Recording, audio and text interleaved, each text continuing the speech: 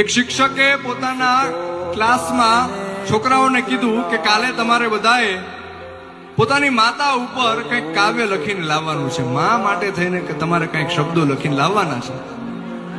બધાએ છોકરાઓ બીજા દિવસે પોતાની નોટમાં પોતપોતાની રીતના કંઈક કાવ્ય લખીને લાવ્યા, કોઈ કંઈક શબ્દો લખીને લાવ્યા. પણ એક છોકરાની નોટ છે એમાં કંઈક વિચિત્ર જોવા મળ્યું. એમાં આખી એબીસીડી લખેલી હતી. છોકરાએ A to Z આખી એબીસીડી લખેલી.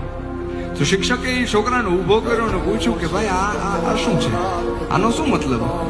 અને ત્યારે છોકરાએ જવાબ આપ્યો કે મને ભાષા શીખવાડનાર, મને બોલતા શીખવાડનાર મારી મા માટે થઈને હું શું લખી શકું, એટલે મેં આખી એબીસીડી લખી દીધી છે. મારી માને જેમ ગમશે એમ એ શબ્દો ગોઠવીને એની રીતના જોઈ લેશે. આ મા દીકરાના સંબંધની વાત છે. એ દલપતરામે પોતાના કાવ્યની અંદર લખી. કેવી રીતના કે હતો હું સુતો પારણે પુત્ર નાનો, રડું છેક તો રાખતું કોણ છાનો,